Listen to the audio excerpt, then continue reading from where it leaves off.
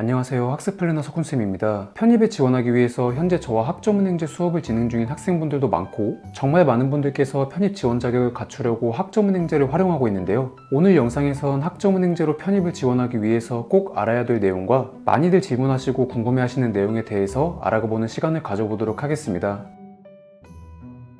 첫 번째로 학점은행제로 편입을 준비하는 이유나 장점을 알아보기 전에 편입 지원 자격에 대해서 먼저 확인해 보셔야 합니다. 물론 편입은 일반 편입, 학사 편입 이렇게 전형 방식이 나뉘지만 대부분 일반 편입으로 지원을 하니까 일반 편입을 기준으로 두고 봤을 때 4년제 대학을 2학년 2학기까지 수료하거나 전문대학교를 졸업하거나 학점은행제로 전문학사를 취득하거나 학점은행제 학사 과정에서 일정 학점을 보유하거나 이렇게 4가지 중 1가지의 지원 자격을 갖고 있어야 하는데요. 기본적으로 최소 2년이라는 기간 동안 내가 마음에 들지도 않는 학교를 다니면서 지원 자격을 갖춰주셔야 합니다. 하지만 학점은행제로 편입 지원 자격을 갖춘다고 했을 때 장점을 알아보자면 전문학사를 취득할 때 수업과 자격증 취득을 병행한다면 보통 1년 정도면 학위 취득이 가능하다 보니까 첫 번째로 기간을 단축시킬 수 있다는 장점이 존재하고 수업이 전부 온라인으로 진행되기 때문에 학교를 직접 다니는 학생에 비해서 편입 영어나 편입 수학 이런 걸 공부할 시간이 많다는 점, 마지막으로 정규대학에 비해서 높은 성적을 받기가 훨씬 수월하다는 겁니다. 학점은행제 수업도 마찬가지로 마지막에 상대평가로 나눠서 4.5점 만점을 기준으로 성적을 산출받게 되는데 경쟁자의 수준에서 차이가 굉장히 크다 보니까 4점대 성적을 받는 게 그리 어렵지 않습니다. 그래서 이런 이유들 때문에 학점은행제로 편입을 지원하는 게 유리하다라는 얘기가 나오고 있는 거고 그게 사실인 겁니다. 앞에서 말씀드렸다시피 편입 지원 자격을 학점은행제로 갖추기 위해선 기본적으로 2년제 전문학사 학위를 취득해 주셔야 하는데요. 여기서 학위를 취득하기 위해서 학점을 먼저 채워주셔야 되는데 학점은 온라인 수업, 자격증 취득, 독학사, 전적대 학점 이렇게 다양한 방식으로 채우실 수 있고 학생 개개인마다 보유 학점이 전부 다 달라서 자세한 상황은 학생 개인 상황에 맞춰서 확인해 봐야겠지만 전문학사 취득까지 필요한 80학점은 보통 한 1년 정도면 취득이 가능하고 이렇게 단기간에 학위를 취득해서 편입에 지원해 볼 수 있고 더 자세한 준비 방법을 제가 여기서 설명해 드리기엔 영상이 너무 길어지다 보니까 제가 앞전에 촬영해 놨던 영상들 참고해 주시면 되겠습니다. 편입은 전공과 무관하게 학점이나 학위만 있으면 지원이 가능합니다. 여기서 학점은행제로 비교적 쉽게 취득 가능한 전공은 경영학, 심리학, 사회복지학, 컴퓨터공학 이 정도의 전공이 있고 아무래도 편입은 높은 성적으로 지원하는 게 조금 더 유리하다 보니까 저 같은 경우에는 다른 전공들에 비해서 비교적 높은 성적을 받을 수 있는 경영학 전공을 추천해드리고 대부분의 학생분들이 경영 전공으로 학위 취득 후 편입에 지원하고 있으니까 이 점도 참고해 주시면 좋을 것 같습니다. 간혹 학점은행제로 편입을 지원할 때 따로 불이익은 없나요? 이렇게 질문해 주시는 분들이 굉장히 많은데 불이익은 전혀 없습니다. 각 학교별 편입한 모집 요강만 확인해 보더라도 명백하게 학점은행제 학위를 통해서 지원 가능하다라는 걸 확인해 보실 수 있는데요. 앞에서 말씀드린 대로 공인영어나 편입영어 혹은 수학이나 전적대 성적 이런 학생을 선발하는 평가 방식을 통해서 합격, 불합격을 나누는 거지 출신 학교의 네임밸류를 따져가면서 학부를 나뉘는 건 아니기 때문에 출신 대학의 차별은 전혀 없고 물론 학점은행제에도 거기에 해당이 된다라는 점도 참고해 주시면 좋을 것 같습니다.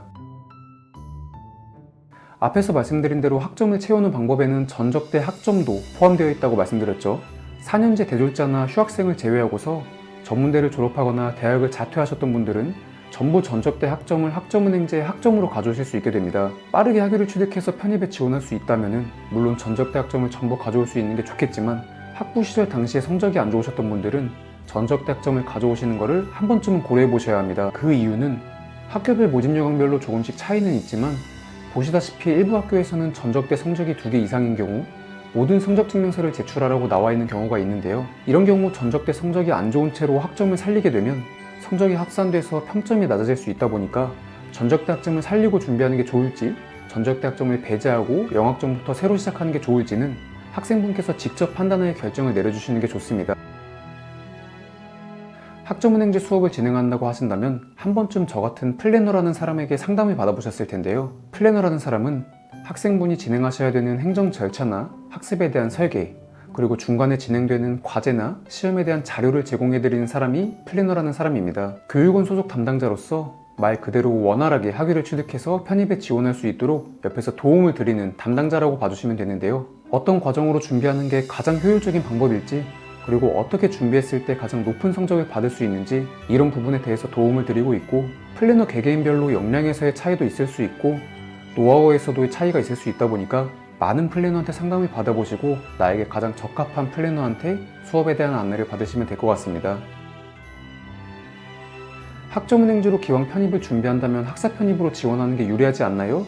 라고 말씀하시는 분들이 아직도 많습니다. 물론 완전히 틀린 말은 아니지만 요즘에는 마냥 맞는 얘기도 아닙니다. 과거에는 경쟁자의 수준이나 모집 인원의 차이로 학사 편입이 무조건 유리합니다 이렇게 말씀드렸지만 요즘에는 학사 편입 모집 인원 자체가 많이 줄기도 했고 어느 학교는 아예 학사 편입을 모집하지 않는 학교도 있다 보니까 이 부분도 내가 지원하려는 학교나 그런 전공을 꼭 확인해서 학사 편입이 유리한 게 맞는지 혹은 일반 편입이 더 유리한 건 아닌지 이런 걸 꼭 체크를 하셔서 준비하시길 권장드리겠습니다.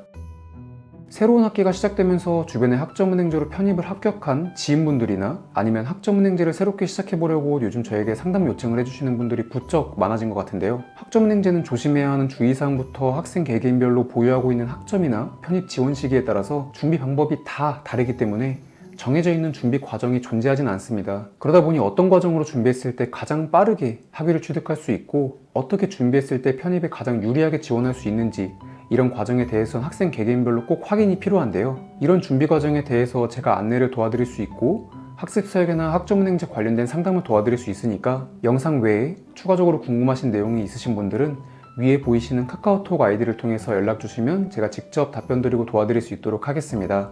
감사합니다.